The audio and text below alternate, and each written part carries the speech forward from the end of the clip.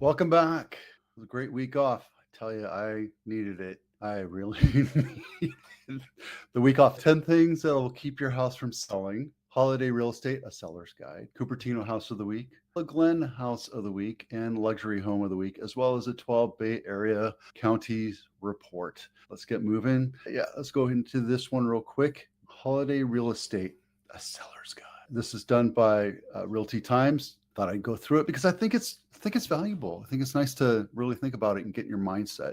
First thing, and it doesn't really say anything here. Be patient. This is not the summer. This is not the selling season. If you're selling your house in winter, especially if there's snow on the ground or it's raining out or Thanksgiving happens, there's going to be delays. So when you think 15 days on average in Santa Clara County or 66 days on average in Napa County, you got to give a couple extra weeks of patience because people have things to do. There's Black Friday and Cyber Monday and all these other things that are happening, and your house is not a priority for some people. I'm still getting calls on all my listings, but just keep in mind that we're in the holiday season, not the home selling season or home buying season. That's March, April, May. So just keep that in mind, right? Be realistic. So packed open houses, hysteria, la la la. They do talk about it. Working with an experienced agent, just understand that things do slow down. It's a great time to buy because there's less buyers. However, I have 5 offers on one of my listings. I don't know.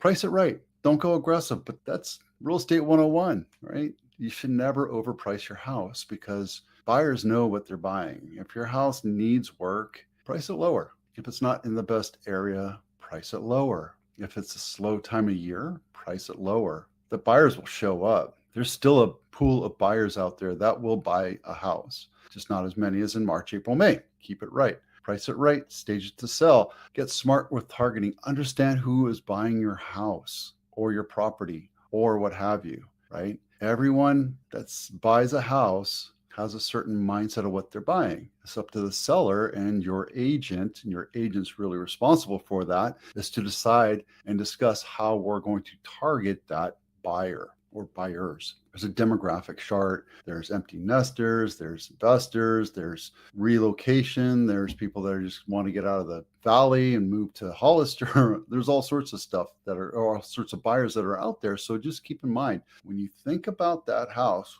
who does it fit? Typically somebody that had your lifestyle, right? Concentrate on curb appeal, obviously. Be festive, but don't go overboard. Don't put the laser lights out there. Don't have the lights going to the music. Make it festive. You're in the holiday season. Celebrate your holiday. Absolutely. Don't be afraid of it. Don't go holiday crazy. It's true. If you have a house full of stockings and cheer and tchotchkes everywhere, it's going to look a little more crowded than what it normally is. And when you go to sell your house, remember 3 things on any platform, on any that has to do with a wall or a desk or a shelf or what have you. Be flexible. Understand that people are running around madly crazy, getting Christmas shopping done, taking their kids to gym, doing everything that they need to do. And on top of that, they have to buy a house. So try to be flexible, be a little bit more open and appealing to the buyer because that house will get sold faster. Okay, 10 mistakes that will keep your home from selling. Excessive damage. Boy, I tell you what, I'm looking at my house and I got to start this honey-do list. It is a mile long and my house isn't going to go on market until all of that's done. I have the same thing with another house that's getting ready to sell. It's not going to be ready until December 9th. And that is a very erroneous, flexible date, right? Because things happen. I'm told December 9th. I'm targeting December 12th just because that's just the way it is. Things happen, right? There's going to be repairs that's happening, delays, waiting for supplies or what have you. Just get your stuff fixed. And by the way, this is a good time to talk about the home inspection list. This home inspection list right here will give you a very comprehensive honey-do list of things to do. And don't worry about doing them all yourself. I suggest you don't. I suggest you get a handyman or a contractor to do them all, fix all the repairs because you're busy. You're busy with life. You're busy with work. You're busy with your family. Focus on that. Let us focus on getting your repairs done. Yeah, carpet in the bathroom. I don't know if you see my hashtag REWTFs, but that is a main topic. Guys, it's not the 70s anymore. We don't need to have your nasty olive drab shag carpet in your bathrooms. Just take that out, put some linoleum in. Better yet, put some tile in and make it look a little bit more modern. Yeah, and any kind of stains that you might have, even on furniture, will turn off a buyer. That includes smells, pet smells especially. I have 2 dogs. I have 4 chickens now, I think. There's some smells, right? If I ever sold my house, I would take that furniture out, put my dogs somewhere else, not let them sit on the couch, and they would have nice new furniture to deal with.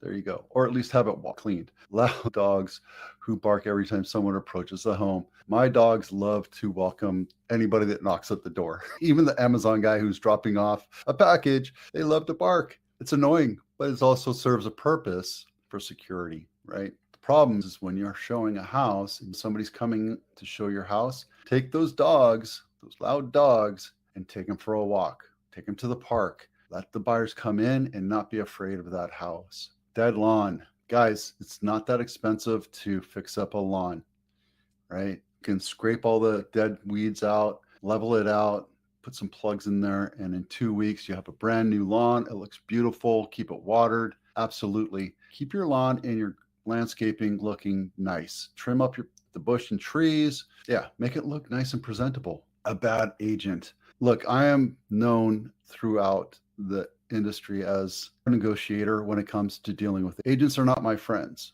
You hire me to do a job, I'm going to do it. I'm going to communicate with every agent as long as they're polite and professional. I have agents that ask me questions guising as buyers. So the first question I always ask, are you a buyer or an agent? And if you respond saying I'm an agent, then you've already lost a little bit of love with me, right? When you pick up a phone, you're supposed to say, this is Vito Skarnicki, a real estate agent, right?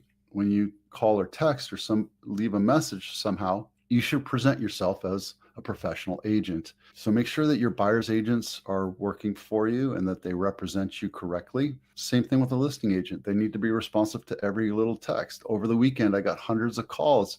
I'm like, hey, look, I'll get back to you on Monday. I don't work on the weekends on a holiday weekend. I'll get back to you. Just chill out, right? Your sloppiness. Yeah, I have teenagers in my house, so enough said, right? Be reasonable. If you're like, oh, I can only show my house for 1 hour every Tuesday and then maybe on the open houses, I don't want to be bothered, then you're not selling your house. You're just being persnickety. Same thing with pricing, same thing with marketing, same thing with staging and getting your house ready to sell and packing up your stuff. If you're selling your house, pack up your stuff, make your house look presentable. Put it in a pod, put it in storage, put it in your garage, get rid of it, get your house ready. You're showing that you're ready to sell the house, right? Understand that your price range, what you think your house is worth, is not necessarily what the buyers think it's worth. Okay, buyer is going to pay for what they think it's reasonable. It's my job to push that up. But if you already start high and it sits on market for 60 days, then you're overpriced. Period. Poor decorating choices. Look, the dolls in the cabinet. Oh boy, I tell you, I don't know how many times I've had to deal with that. We don't want to see your dolls. We don't want to see your Marine Corps memorabilia. We don't want to see your gun racks. Dress up your house and make it look pretty. Period. Done. There you go. Those are 10 things that you could do to kill the sale of your house. All right, Cupertino House of the Week. Now, I looked at this one and I want to go through it real quick, but then remind me before I go back to go to one that I saw this price just about the same. This one's brand spanking new, 2,500 square feet, 4-bedroom, 4-bath. Obviously, it's not my listing. This is a brand new house. So let's take a look inside. And I'm confused as to which one's which and why there's grays. Yeah, okay. So looks like it's an attached house. I'm not sure exactly. Yeah, this is an attached house.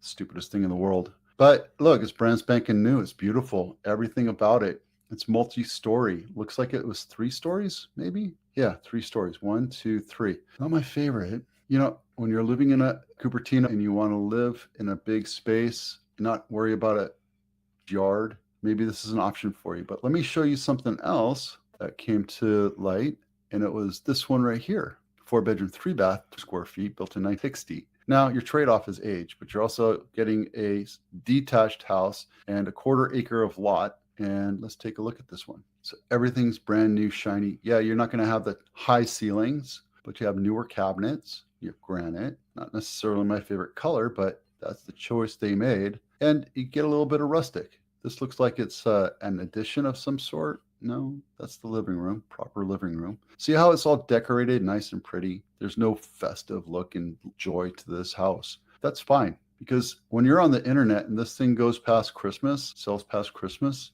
then you're worried about having to redo photos after you take down your Christmas tree or your Hanukkah decorations, right? Just understand that's the way it is. And I love the fact that they put a floor plan in. That other one did not have one. This is done. This is a new house in Willow Glen, brand new house. If you remember, I sold Mazalia, which is basically the values in the property for over $1.6 million. That's the idea, guys. So if you have the money, if you have like $3 or $4 million lying around, buy a property, tear it down, and put a brand new mansion on it, and then you could turn around and sell for $4.5 million.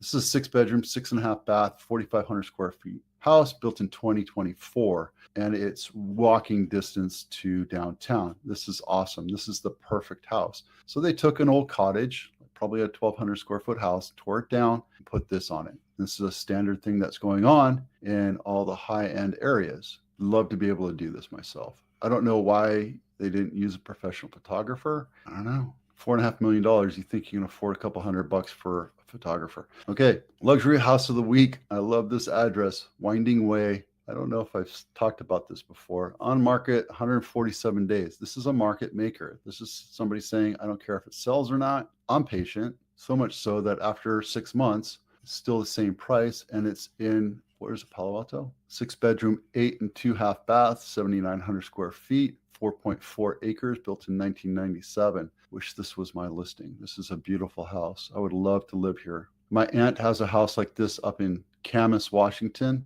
and it's worth $1 million, but it also has probably $200,000 worth of repairs that need to be done. And I was talking to my cousin this weekend, and the idea was, it's actually a double lot. Why don't you just separate the lots and then sell it for the land value? You're going to make more money off of it. What do I know? It's a nice house, guys. See if they have a floor plan. No floor plan, but they have some funky, I don't know, pencil drawing. Okay, there you go. All right, this is 2 weeks of data.